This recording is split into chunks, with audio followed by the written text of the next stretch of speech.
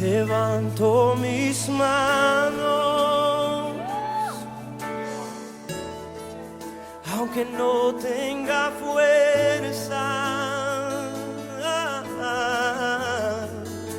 Levanto mis manos, aunque tenga mil problemas. Cuando levanto mis manos, comienzo a sentir. Bueno, como pueden ustedes observar ahí en la pantalla, el día de hoy vamos a estudiar este tema que es tan importante, siguiendo obviamente la secuencia de estudios que venimos dando acerca de la columna que está allá, que es la cual, la parte de la columna de adoración, ¿sí? Y vamos a estudiar este tema que es bien importante. ¿Por qué creen que es importante? Porque nosotros vivimos bajo la gracia, pero sabemos que en toda la palabra de Dios muestra que Dios siempre ha hecho un pacto con su pueblo. De hecho, si nosotros vemos la Biblia, la dividimos en dos: antiguo pacto y nuevo pacto. Quiere decir esto que la parte central de la Biblia habla de ¿qué? Del pacto de Dios. Del pacto de Dios con los hombres, ¿sí? Por eso titulé este estudio Viviendo bajo la gracia. Quiero que vayamos al texto central, que es Hebreos. Vamos a ir a la carta de Hebreos. Hebreos capítulo 8, versículo 7. ¿Quién lo tiene? 8:7. ¿Alguien que quiera leer? Sí, hermanita, por favor. Porque si el primer pacto hubiera sido sin defecto, no se habría procurado lugar para un segundo. Muy bien. Entonces este texto nos muestra que hubo un primer pacto, pero que Dios estableció un segundo pacto, ¿sí? Se procuró un segundo pacto, ¿ya? Pero ¿por qué la importancia entonces de este tema? Porque hay dos extremos que son muy peligrosos. Un extremo es el que dice, muchas personas lo dicen, que el antiguo pacto ya pasó. Por lo tanto, no tenemos por qué estudiar el Antiguo Testamento, porque ya el antiguo pacto pasó, y que a nosotros nos compete ese nuevo pacto. Hay gente que no toca el Antiguo Testamento para nada.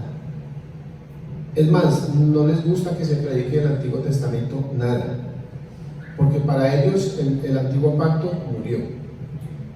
Ese es un extremo que es peligroso. Pero hay otro extremo, que es el extremo de la gracia irresistible, donde dicen que ya bajo la gracia, la ley o los mandamientos de Dios ya quedaron ¿qué? Abolidos. Entonces viven de cualquier manera, en pecado, ofendiendo a Dios, no les importa llevar cualquier tipo de vida. ¿Por qué? Porque estamos bajo la gracia y según ellos la ley ya pasó, ya no sirve.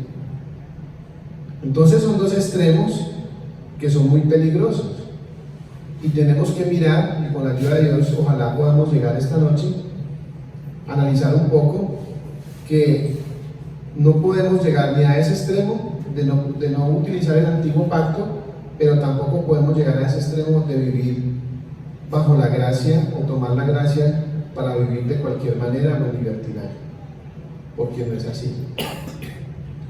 Entonces, continuando, vamos a mirar primeramente el significado de la palabra pacto. Como podemos ver ahí en la diapositiva, La primera palabra es la palabra latina pactum, que significa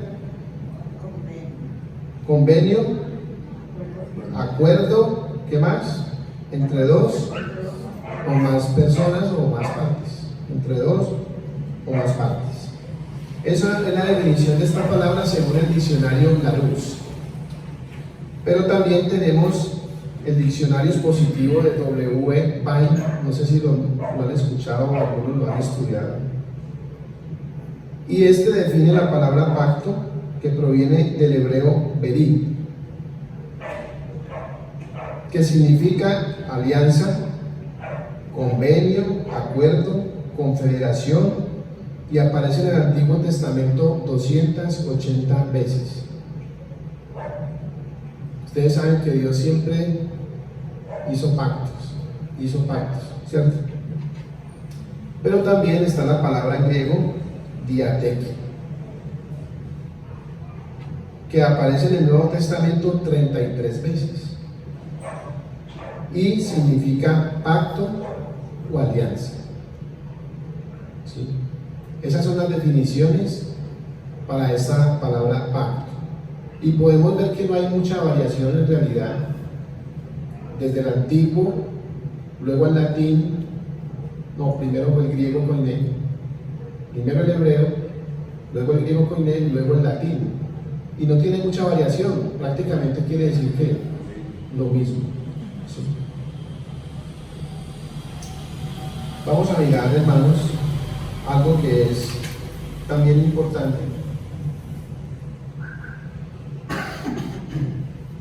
La realización de los pactos. ¿Sí? Realización de los pactos. En la Biblia podemos encontrar infinidad de pactos realizados en diferentes circunstancias y de diferentes maneras. ¿Sí? Por ejemplo, alguien que me busque Primera de Reyes 20:34. Primera de Reyes 20:34. Y vamos a mirar el pacto entre gobiernos o entre reyes. ¿Quién lo quiere leer?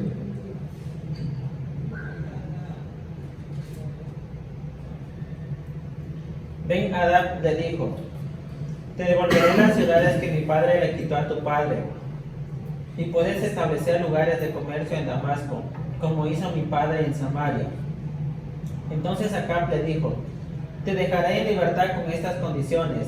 Así que hicieron un nuevo tratado y Ben-Hadad quedó en libertad. Muy bien, aquí vemos al rey Acab, tenía prisionero ¿a quién? A Ben-Hadad, ¿cierto? Pero llegaron a un pacto o a un acuerdo que él le iba a dejar ir, pero si cumplía con esa palabra de devolverle las tierras que el papá de él le había quitado al rey Acab. ¿Sí? Entonces vemos aquí un pacto de convenio. Yo lo dejo ir, pero usted me cumple su palabra, ¿cierto? Es un pacto de convenio entre dos reyes o entre dos gobernantes. Pero también en la Biblia vemos pacto entre hombres, ¿sí? Primera de Samuel 18, 1 al 4. Alguien que lo lea. Hoy voy a ponerlos a participar harto. Ahorita van a hacer preguntas, o si no, no hay bombón.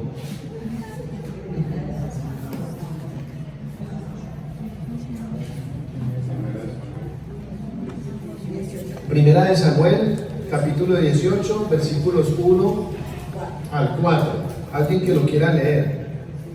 Yo lo leo, pero no sé si la Biblia me llama.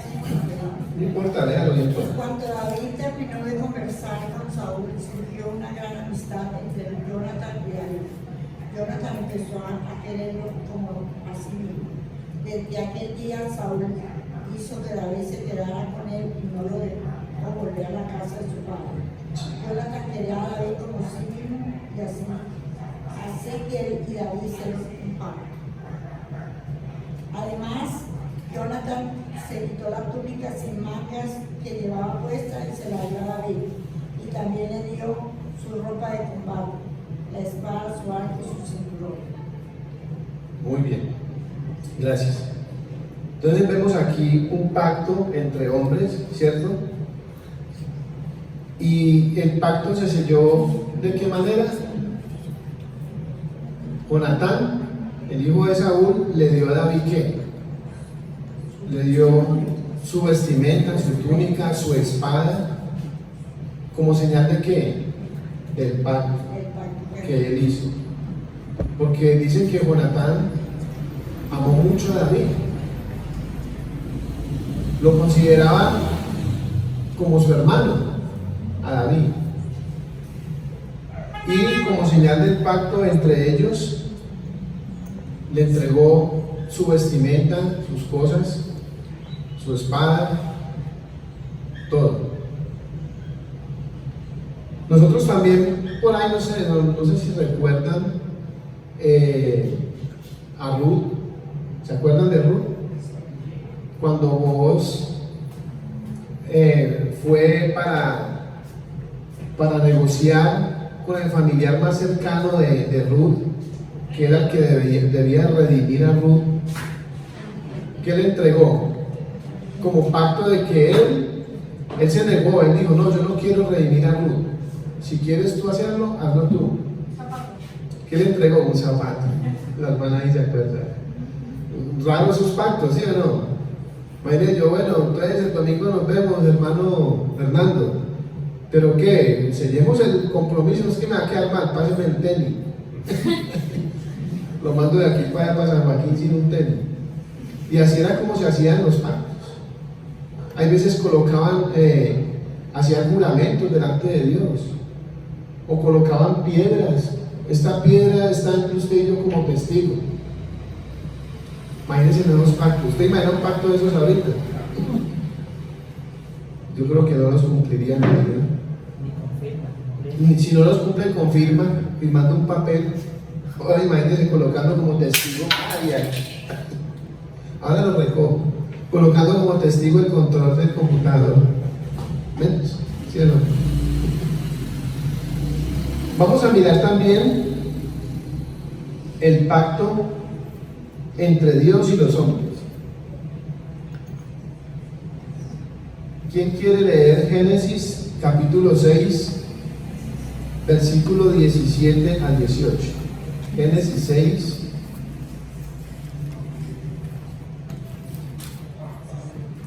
Génesis capítulo 6,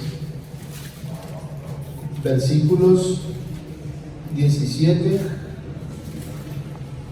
y 18. ¿Alguien que lo quiera leer? Yo por mi parte voy a traer un diluvio que inundará la tierra y destruirá a todo ser vivo que está bajo los cielos y que tiene aliento de vida.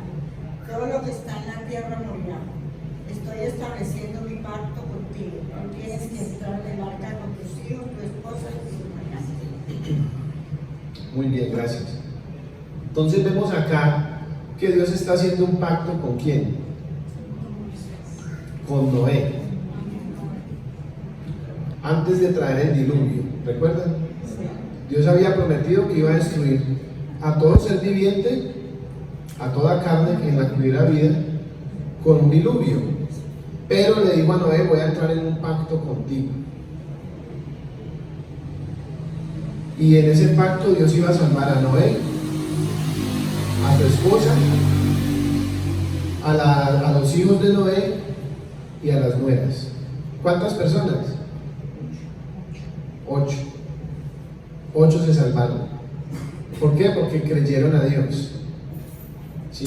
Entonces vemos aquí un pacto entre Dios y los hombres.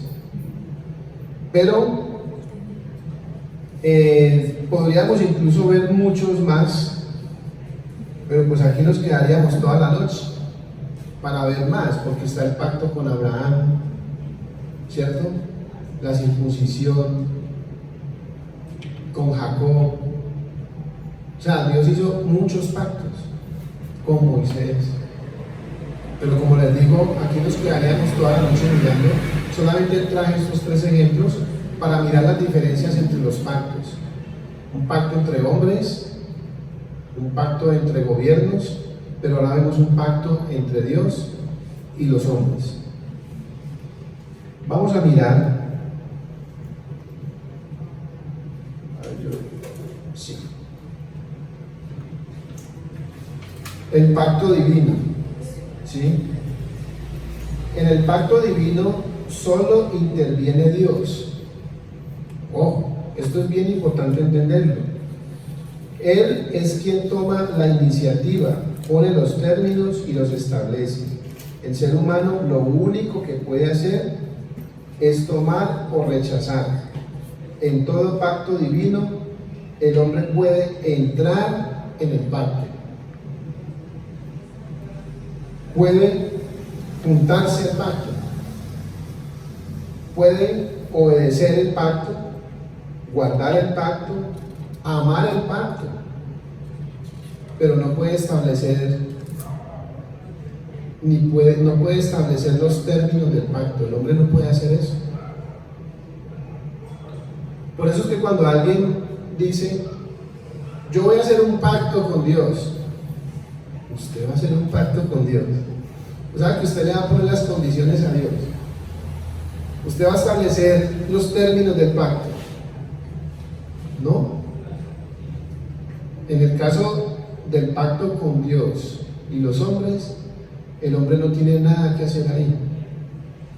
Imagínense, ¿quién fue el que diseñó el plan de redención? ¿Quién? ¿Quién lo diseñó? Pues Dios. Dios fue el que puso los términos. ¿Cómo iba a ser? ¿A quién iba a enviar? ¿Cuándo? ¿Qué era lo que tenía que hacer el Salvador para obrar la redención del hombre?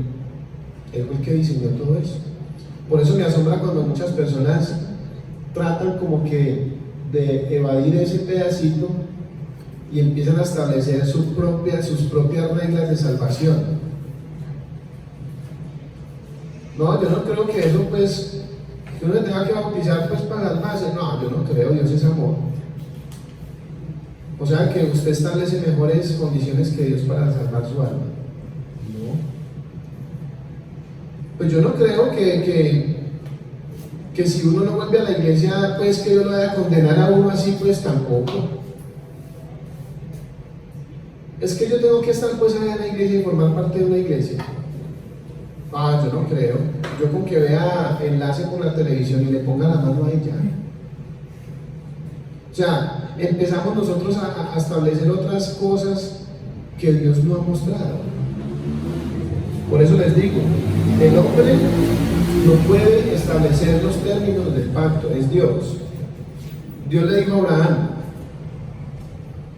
¿cuál era la señal del pacto que Dios iba a hacer con Abraham para hacerlo padre de muchedumbres? ¿Qué tenía que hacer Abraham? ¿Qué? ¿Qué tenía que hacer? Dígalo tú, Andrés. La circuncisión. Circuncidarse. ¿Cuántos años tenía Abraham cuando Dios le dijo que se circuncidara? Ya iba a cumplir cachichén. 99 años. Imagínese usted a los 99 años circuncidarse. Y usted mismo, con un pedernal, porque en ese tiempo no había bisturí, cositas que no doliera, o voy a echarme morfina, o voy a echarme algo para que no me duela, no. Anestesia, nada de eso. Circuncídese mismo. Y circuncide también a quién? A sus siervos, gente ya vieja. Venga, yo lo circuncido, pónganlo y tengan. Imagínense que yo le diga a uno de eso. Señor, pero pues no hay una condición más suave. Pues eso está como muy duro, eso es muy doloroso. No, yo no creo que yo sé que él va a hacer el pacto conmigo, pero yo no me voy a circuncidar. No, tenía que circuncidarse. ¿Y qué pasaba con los niños nacidos a los 8 días? Había que circuncidarlos. Con el extranjero que quisiera pertenecer al pueblo de Dios, también se tenía que circuncidar. Esa es la señal del pacto. Y el que no lo hiciera, ¿qué? ¿Pagaba con qué? Con la vida. Ningún incircunciso podía entrar en ese pacto. Entonces, vemos que Dios es el que establece de esta manera los términos de cualquier pacto que Él haya realizado en la historia. Veamos algunos ejemplos. Deuteronomio 29:12. ¿Quién lo busca? Otro que busque Jeremías 55. Deuteronomio 29:12. Para que entres en el pacto de Jehová tu Dios y en su juramento que Jehová tu Dios concierta hoy contigo. Entonces ahí que para entrar en el pacto, o sea, Él pone las condiciones para que usted y yo entremos en el pacto, no nosotros. Jeremías 55.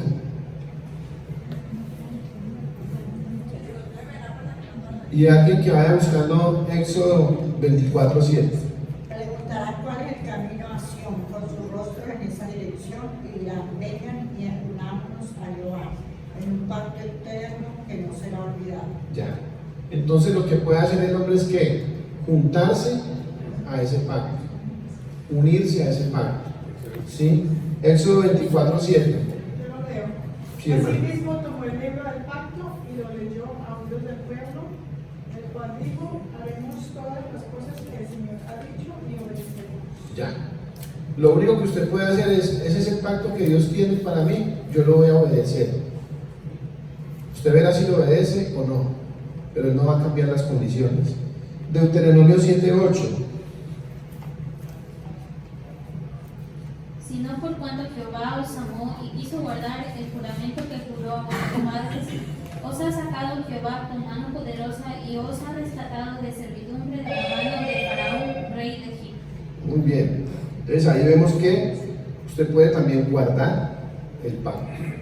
No importa dónde esté. Si está en Egipto, si está en Cali, si está en Bogotá, usted puede guardar el pacto donde quiera que se encuentre o no guardarlo. Es una decisión.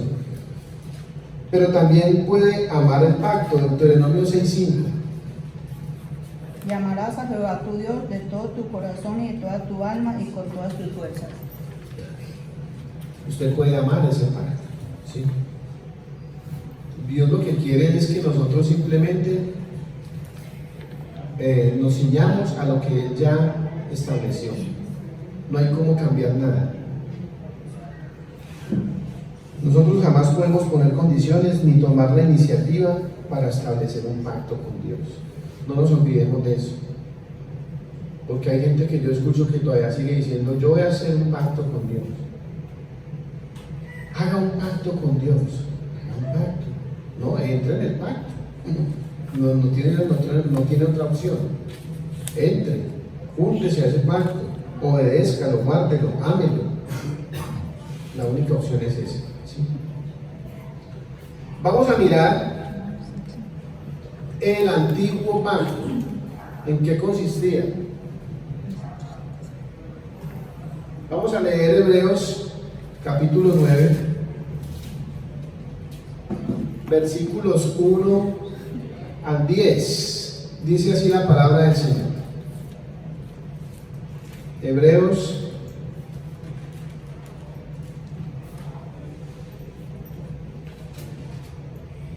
9, 1 al 10 dice: ahora bien, aún el primer pacto tenía ordenanzas de culto y un santuario terrenal, porque el tabernáculo estaba dispuesto así. Entonces vamos a parar ahí. ¿En qué consistía el primer pacto? ¿En qué? Dice el versículo 1 del capítulo 9. Tenía ordenanzas de culto. ¿Y qué más? Y un santuario terrenal, o un tabernáculo terrenal. En eso consistía el antiguo pacto. Luego vamos a mirar otras cositas, pero por ahora quiero que analicemos un poquito esto. El lugar santo. Voy a preguntar, ¿quién sabe cómo estaba dividido el tabernáculo? Aparte de los que estudiaron en la que Zulay, no. Zulay no, cuidado se le cae el celular. El lugar santo ¿Qué más? y el lugar santísimo. Bien, ¿qué más? Básicamente estaba dividido en tres partes. ¿Quién le ayuda al hermano Fernando? Giovanni, que ha sido un estudioso. No es río, hermano, es en serio. Tres partes estaba dividido el tabernáculo de reunión. El arca. Estamos hablando de la división de todo el tabernáculo. Ya dijeron dos. Lo dijo el hermano Fernando, falta uno. ¿Quién da más?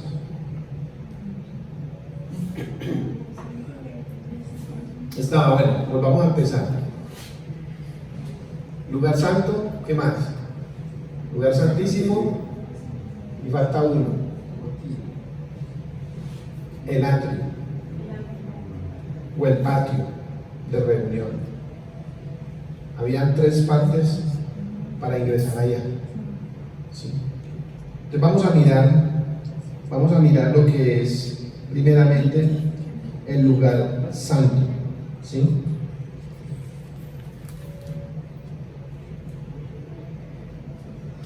¿Qué había en el lugar santo? ¿Quién me dice? Vamos por partes. Lugar santo. ¿Qué había en el lugar santo? Candelabro. Voy a darle participación a los de la que pues. Ahora sí. Candelabro. Ya. ¿Qué más había? La mesa y los panes de la proposición. Había tres cosas básicas. ¿Está de acuerdo, Topito? Sí. Sí. Habían tres cosas básicas, entre esas estaba el candelabro. Este tenía ¿cuántas lámparas? El candelabro, ojo, estamos hablando del candelabro. 7 7. 7 brazos. Salían así, ¿cierto? 7. ¿Qué más tenía ese candelabro?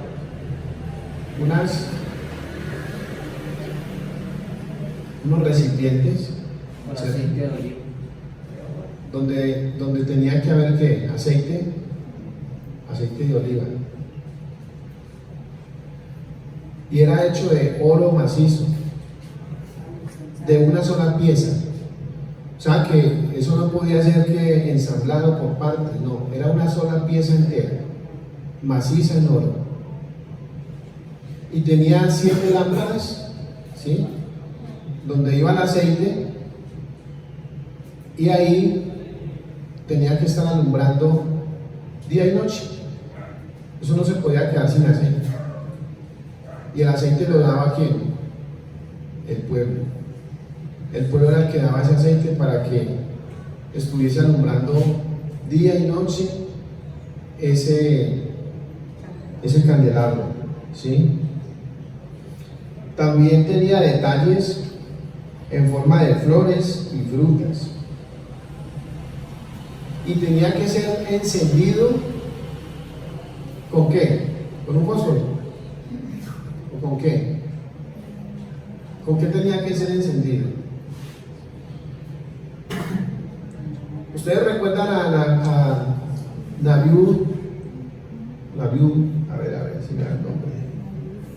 Los hijos de Aarón, ¿cómo se llamaban? Nadab y Abiú. Dios los mató. Ellos eran sacerdotes, pero dice la palabra que ellos llegaron como que prendosos, ahí como contentos, ¿cierto? Y llegaron allá y ofrecieron fuego extraño a Jehová, que él no autorizaba, y salió fuego delante de ellos y los consumió, los mató, los quemó.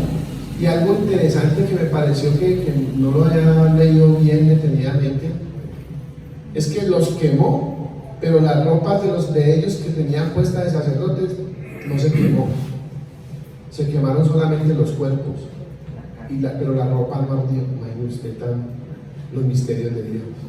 Los quemó a ellos, pero la ropa sacerdotal no la quemó. ¿Por qué creen ustedes que los quemó? Porque Dios era el que decía con qué fuego tenían que prender esas lámparas. ¿Con qué fuego? Con el fuego del altar de los sacrificios. No podía ser con un fosforito, una candelita. No, ellos tenían que traer el fuego del altar de bronce de afuera. Y con ese fuego prendían adentro. Mire qué tan extraño es eso. ¿Qué más había entonces ahí en el lugar santo? La mesa. La mesa era hecha de madera de acacia y tenía que ser recubierta de oro puro. ¿Y qué había en la mesa? Incienso. Incienso, ¿qué más? ¿Qué más había en esa mesa? ¿Quién da más? ¿Giovanni solamente? El pan de la propiciación, pan sin levadura. ¿Cuántos panes? ¿Cuántos panes habían ahí? ¿Zulaya alza la mano?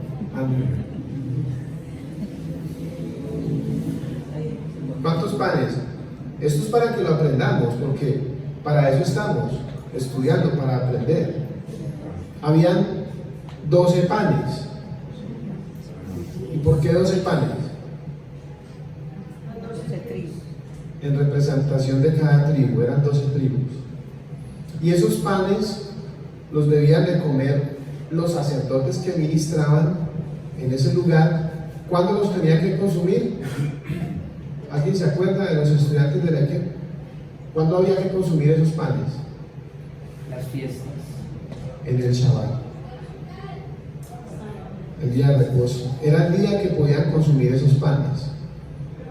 Y ellos los consumían, pero también tenían que colocar panes nuevos. Ahí no podían dejar esos sin panes hasta el próximo Shabbat. Así era como funcionaba esto. Y esa mesa tenía tazones de oro, cucharas de oro, platos de oro. Y esa mesa no podía levantarse así cuando se iba a mover.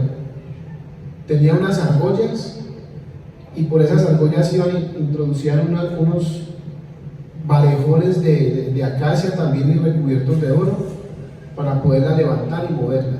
No la podían tocar. Imagínense cómo era de delicado eso, ¿no? También había algo que se llamaba el altar de oro o el incensario. Y era otra mesa también igual, parecía una mesa, pero era el altar de oro donde se quemaba el incienso. Y no podía ser cualquier incienso, imagínese usted. Dios decía cuáles eran las especias que iban a ser quemadas ahí. No es que usted iba a ver, echémosle. A ver, ¿quién sabe de eso? De hierbas así que huelen rico. Ah, usted, ¿qué nivel de incienso? No vendía. Ah, bueno, pero ustedes saben más o menos como buena vendedora, ¿no? Velita de incienso, ¿de qué olor hay? Canela. De canela, sándalo, de coco, mire que sí hay muchas, y huelen bueno, no, huelen bueno, sí o no. Pero Dios decía específicamente cuáles eran las especias que debían de quemar, y no solamente eso, la cantidad. No podía ser que, echémosle ahí un viajado de esta y otro viajadito de esta sí, se acabó, echémosle este poquito. No, tenía que ser la misma cantidad. Y lo que él decía. Y eso tenía que ser prendido nuevamente como con una candelita, como un fosforito. No, fuego del altar de allá, donde se hacían los sacrificios. No podía ser encendido con otra cosa. Entonces, 3 cosas del lugar santo. A ver, Rubia, Dígame una de las tres cosas que hay en el lugar santo. Una nomás. Los panes. Muy bien. A ver, alguien que me está mirando por ahí como... ¿Quién? David. David, ¿qué llama? Kevin. ¿Cómo se llama él? Rey. Ah, entonces trajo otro nuevo. Está bien. Está bien. El otro venía con tapabocas, pero pensé que era él. A ver, usted, Giovanni. Dígame otra cosa que hay en el lugar santo, de las que acabamos de nombrar.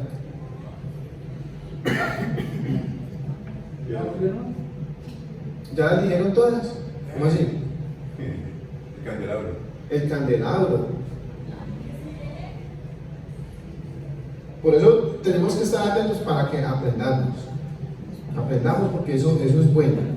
Estamos mirando lo que había en el antiguo pacto, cómo tenía que hacerse. ¿Quiénes podían ministrar en el lugar santo? Solamente los sacerdotes de la tribu de Leví. Eran los únicos autorizados por Dios para ministrar como sacerdotes. La tribu de Leví, nunca se les olvide. Descendientes de Aarón. ¿Sí? Vamos a mirar entonces. Ahora lo que sigue aquí es el lugar santísimo. El lugar santísimo es el lugar donde descendía la misma presencia de Dios. Allí solamente podía entrar ¿quién? El sumo sacerdote. ¿Cuántas veces?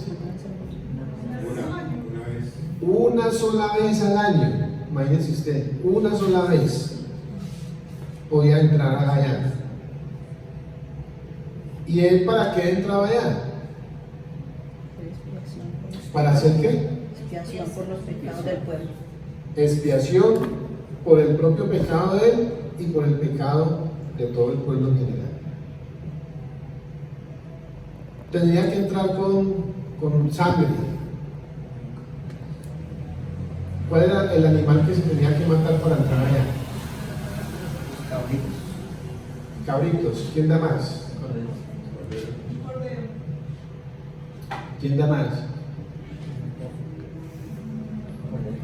Les voy a dar una pista.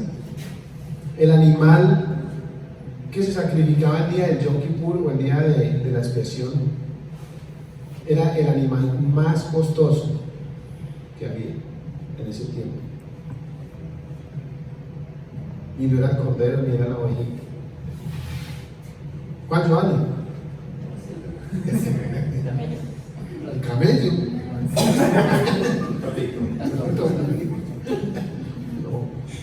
El toro. El toro era el animal más costoso. Y para el día de la expiación era la sangre del toro, con la que el sacerdote entraba, el sumo sacerdote entraba allá. Si él no entraba purificado, ¿qué pasaba con él? Moría allá en el lugar santísimo delante de la presencia de Jehová. Y en la vestidura del sumo sacerdote había unas campanillas. Y cuando él entraba allá, todo el tiempo estaba ahí andando y las campanillas sonaban. Si dejaban de sonar, quería decir que se murió allá. Entonces, ¿qué? ¿Podían entrar a sacarlo? No. ¿Qué había que hacer? Le amarraban del pie una cuerda o un lazo. Y si moría allá, delante de la presencia de Jehová, lo tenían que sacar arrastrado. No podían entrar. Y el sumo sacerdote, antes de entrar allá, tenía que llenar eso ya de humo, del incienso. Eso tiene su misterio. ¿Qué había entonces en el lugar santísimo? El arca. El arca de la alianza. El arca del pacto o el arca de la alianza. ¿Qué tenía esa arca? Sara. ¿Qué tenía el arca, Sara? Unas cositas. Eso tenía el arca. ¿Qué tenía el arca? ¿Quién me dice? Estaba revestida totalmente de oro. Era también hecha de madera de acacia. Las palabras de los mandamientos. Las tablas de los 10 mandamientos. El maná. No las mojabaná, el maná. Tenía el maná La vara que reveló. La vara de Aarón. y la vara De Aarón. de Aarón. Y cada una de ellas representaba algo. ¿Qué representaba el maná? A ver, ¿quién me dice qué representaba el maná? El pan del cielo, con el cual Dios mantuvo a su pueblo cuando lo sacó de Egipto durante 40 años en el desierto. Las tablas de los 10 mandamientos representaban ¿qué? La ley resumida de Dios, porque acuérdense que habían 300 y yo no sé cuántos estatutos 603. y mandamientos aparte de los 10, pero la tabla contenía los 10 mandamientos que eran la ley, toda la ley de Dios resumida ahí. Y la vara de Aarón que reverdecía, ¿qué representaba? ¿Recuerdan o no? La vara, Los milagros. ¿qué? ¿Los qué? Los milagros de Dios. No. ¿Quién da más? Bueno, yo me lo sé que lo leí ahorita. Esa vara reverdecía, representaba la aprobación de Dios y el respaldo a Aarón en el ministerio sacerdotal. ¿Sí? Porque hubo un hombre que se le opuso o no respetó la autoridad de Aarón como sacerdote de Dios. Entonces, esa vara representaba la autoridad y la aprobación de Dios, porque era la vara de quién. ¿De quién era esa vara? La vara de Aarón. Bien. No fue la vara con que Moisés abrió el mar, no, era la vara de Aarón. Y representaba eso. ¿Sí? ¿Recuerdan de Coré? Coré fue el que se rebeló contra Aarón. ¿Recuerdan la historia de la rebelión de Coré? ¿Qué pasó con ellos?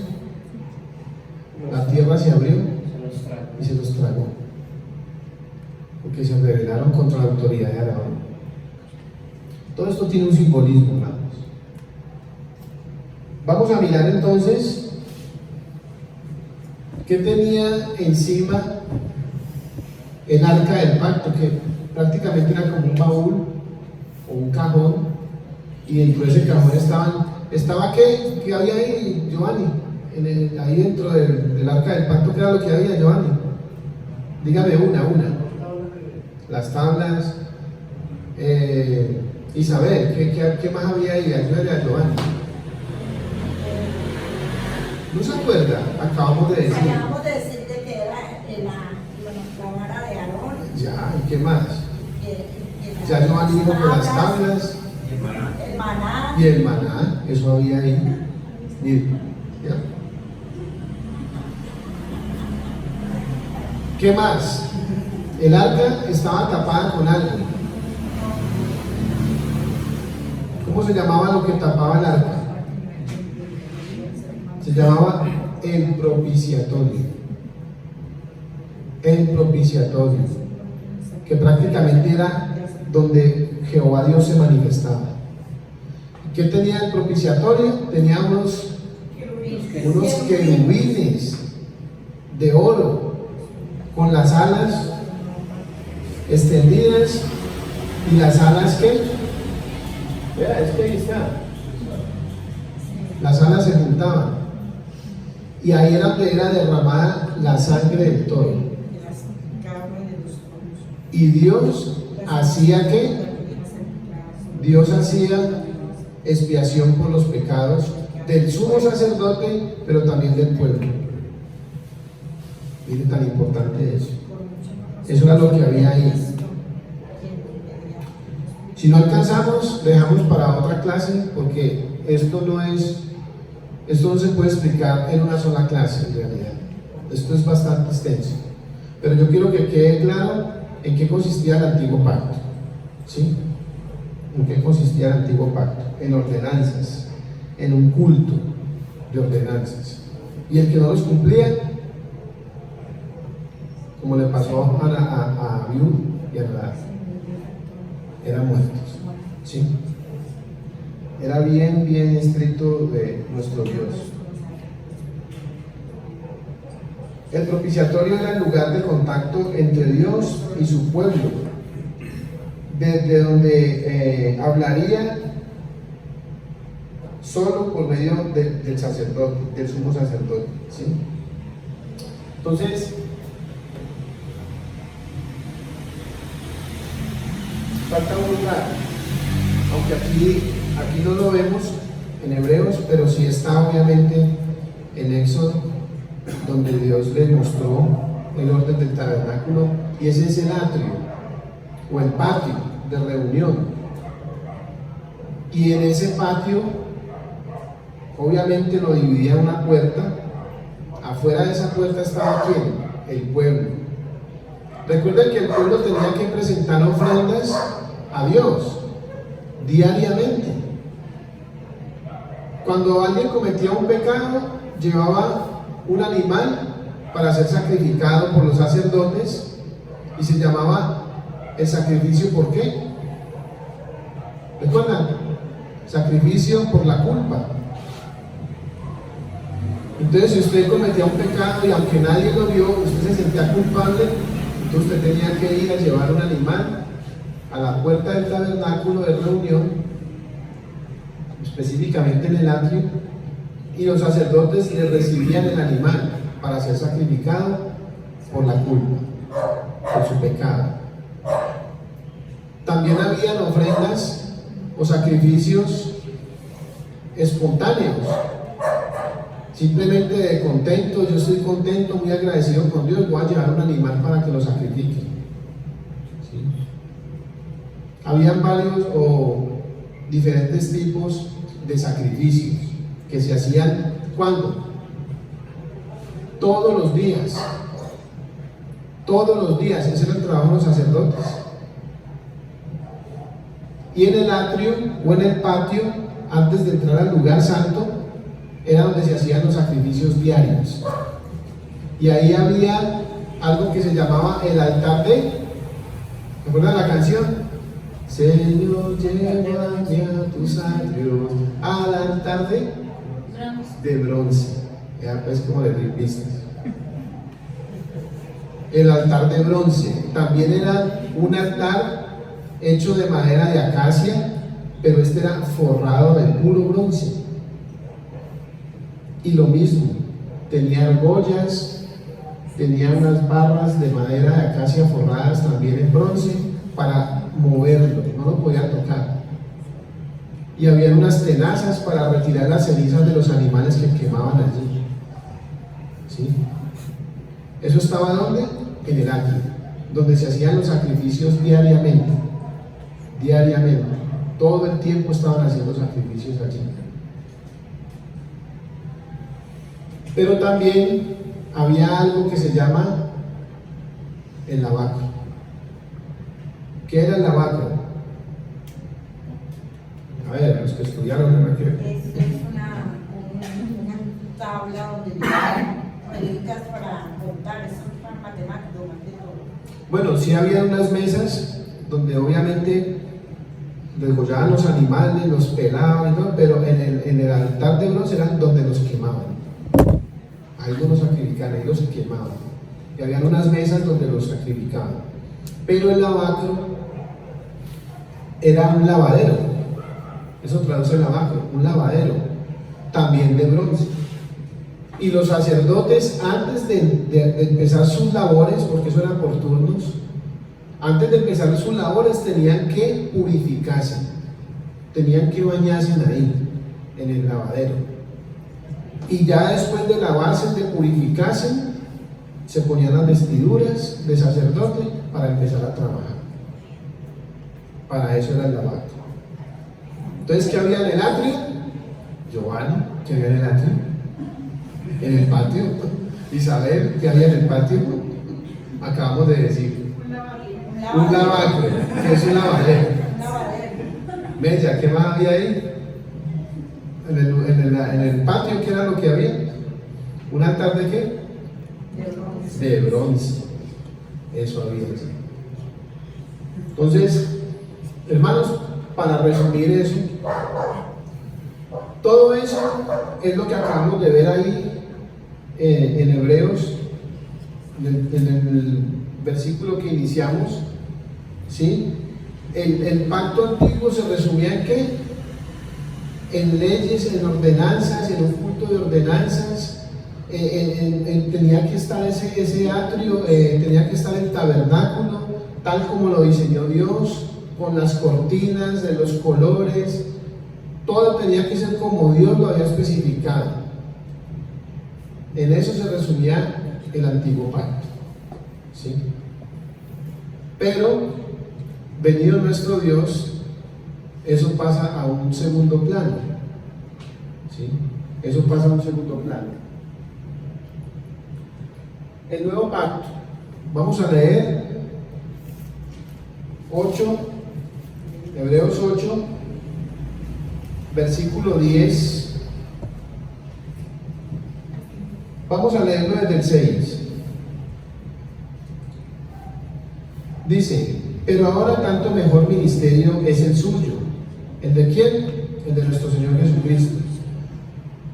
Dice: cuanto es mediador de un mejor pacto establecido sobre mejores promesas.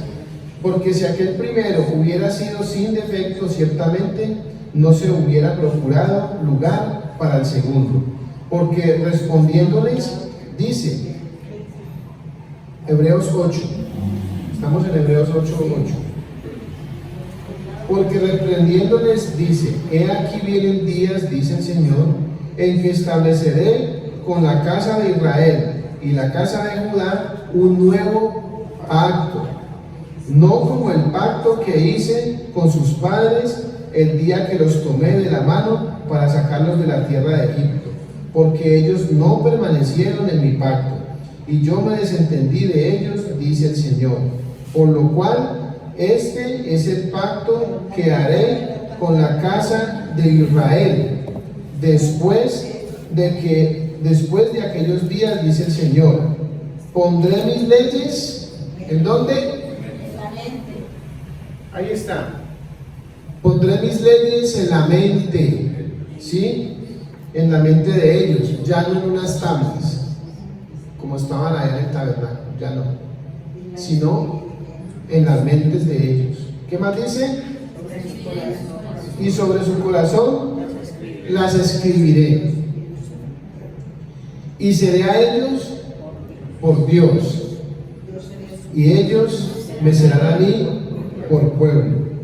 Y ninguno enseñará a su prójimo, ni ninguno a su hermano, diciendo: conoce al Señor, porque todos me conocerán, desde el menor hasta el mayor de ellos, porque seré propicio a sus injusticias, y nunca más me acordaré de sus pecados y de sus iniquidades. Ese es el nuevo pacto que Dios estableció, no solo con Israel, sino con nosotros también, porque recuerden que nosotros entramos a formar parte del pueblo de Dios, juntamente con Israel, porque de los dos pueblos Dios, ¿qué hizo? Uno, un solo pueblo. Pero entonces, si Dios lo permite, para la próxima vamos a hablar entonces lo que pertenece al nuevo pacto, con la ayuda del Señor. Así que, hermanos, Dios les bendiga y muchas gracias por su atención.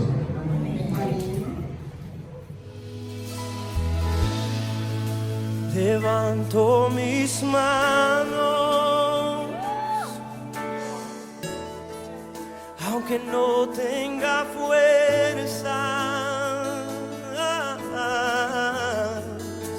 Levanto mis manos aunque tenga 1000 problemas,